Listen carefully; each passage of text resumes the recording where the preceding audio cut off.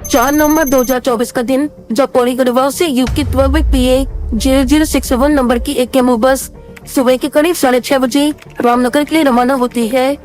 इस केमू बस की सीटिंग कैपेसिटी 42 लोगों की होती है, लेकिन इसके बावजूद भी इसमें 63 यात्री सवार होते हैं। ये बस 8 बजे जैसे ही अल्मोड़ा के मचुरा पहुंचती है तो एक खतरनाक हादसे का शिकार हो जाती है, जिसमें 36 लोगों की ऑन द स्पॉट मौत हो जाती है और 27 लोग लहूलुहान हो जाते हैं। अब कैसे ये एक्सीडेंट होता है, चलिए एनिमेशन से समझते हैं। दोस्तों, ये बस एक केमू बस थी जिसकी सीटिंग कैपेसिटी सिर्फ 42 लोगों की थी, लेकिन दिवाली में घर आए हुए लोगों को अपनी जॉब में वापस जाने की जल्दीबाजी थी, तो ये लोग बिना सोचे समझे लगातार बस पे चढ़ते जाते हैं। अब इस बस में टोटल 63 लोग सवार हो जाते हैं, जिसपे एक कंडक्टर और एक बस ड्राइवर होता है। में से 65 लोग इसमें टोटल होते हैं। अब जैसे ये बस अल्मोड़ा की कूपी बैंड में पहुंचती है तो ये बस डिसबैलेंस हो जाती है, क्योंकि दोस्तों कूपी बैंड काफी नैरो बैंड है और बस में लोग इतने भरे थे कि बस की कमानी टूट जाती है और बस एक तरफ से ट्यूट हो जाती है, जहां 63 लोगों के वेट से बस का लेफ्ट साइड नीचे की ओर 180 डिग्री में झुक जाता है और ये बस 200 मीटर गहरी खाई में गिर जाती है। इन लोगों का सबसे बैड लक ये होता है कि ये बस नीचे बड़ी चट्टान में जाकर टकराती है और बस के पछक्के उड़ जाते हैं। कुछ लोग चट्टान से टकराने से पहले खिड़कियों से छटक जाते हैं और बच जाते हैं, लेकिन कुछ लोग बस के अंदर ही चट्टान से टकराकर ऑन द स्पॉट मर जाते हैं। लेकिन कुछ पैसेंजर इतने अभागी होते हैं कि जब चट्टान से लगकर चिपक जाती है तो कुछ लोग इसके नीचे दबे रहते हैं और वे जिंदा होते हैं, लेकिन बस का कई टन का वजन और ऊपर से लोगों के भार की वजह से उन लोगों की काफी दर्दनाक मौत हो जाती है। 4 नवंबर को ये बस दुर्घटना बहुत दर्दनाक होती है। कल 36 लोगों के मरने से कई दर्जन परिवारों की ये काली दिवाली बन जाती है। फोटो में आप देख सकते हैं कि बस का क्या हाल हुआ है और कैसे इसके पछक्के उड़े हुए हैं। तो सोचो जो लोग मरे होंगे उनका क्या हाल हुआ होगा। पुलिस के साथ साथ SDRF के जवान घटनास्थल में पहुंचकर लोगों का बचाव कार्य में रहते हैं और घायलों को फौरन हल्द्वानी और ऋषिकेश भेजा जाता है। बचाव कार्य में जुटे नीरज सिंह ने बताया कि कई लोग तो शवों को देखकर ही बेहोश हो गए थे, जिन्हें बमुश्किल संभाला गया। घायलों और बस के नीचे दबे लोगों की चीखें सुनी नहीं जा रही थी।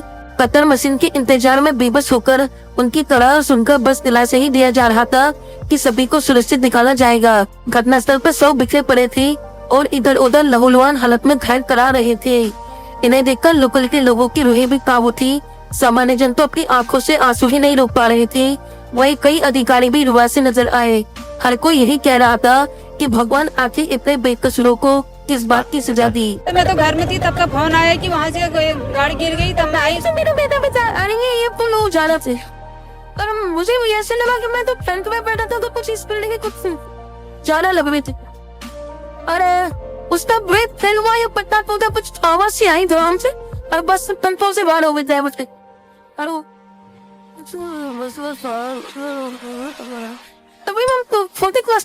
सीएम धामी समेत उत्तराखंड के कई अधिकारी इस दुर्घटना पर अपना शोक जताते हैं और मृतकों के परिवारों को 4 लाख और घायलों को 1-1 लाख का मुआवजा देने की घोषणा करते हैं। लेकिन दोस्तों, सवाल अब ये आता है कि क्या ऐसे एक्सीडेंट होते रहेंगे? क्योंकि अक्सर आप केमे बस को देखेंगे तो उसमें लोगों को भर भर के ले जाया जाता है। आखिर RTO इनमें चालान क्यों नहीं करता है? क्योंकि जब ये बस में ऑलरेडी सीटिंग कैपेसिटी 42 लोगों की दी है तो क्यों इसमें 50-60 लोगों को चलाया जाता है? ऐसे में एक्सीडेंट होना स्वाभाविक है, क्योंकि उत्तराखंड एक पहाड़ी राज्य है और पहाड़ों में हर 2-2 मिनट के अंदर बैंड आते रहते हैं। तो ऐसे में लोगों की भीड़ और उनके कई किलो के सामान से एक्सीडेंट नहीं होगा तो क्या होगा, आप ही बताओ।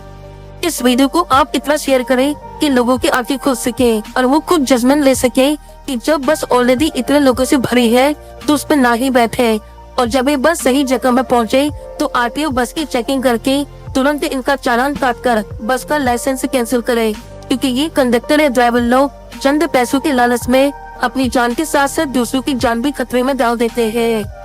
अब CM धामी जी ने संबंधित RTO को सस्पेंड जरूर करा, लेकिन उसका क्या फायदा हुआ, क्योंकि मरने वाला तो मर गया और उनके परिवारों को जिंदगी भर का सरमा दे गया। जो थे मतलब बचे हुए उनको रेस्क्यू किया, निकाला, मतलब बड़ी मुश्किल से निकाला। फिर धीरे धीरे अब जो जाके मृतक निकाल लें। तो अब कितनी मौतें हो रही है? लगभग 20 प्लस तो हो ही चुकी है।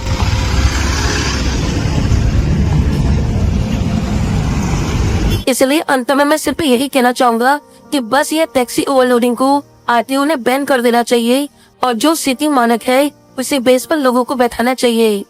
जो लोग इस एक्सीडेंट में मरे हैं, भगवान उनकी आत्मा को शांति दे, साथ ही में मृतकों के परिवारों को इस दुखद घटना और इस सदमे से हमारे चैनल को सब्सक्राइब करें एवं लाइक और बेल आइकन को दबाना ना भूलें।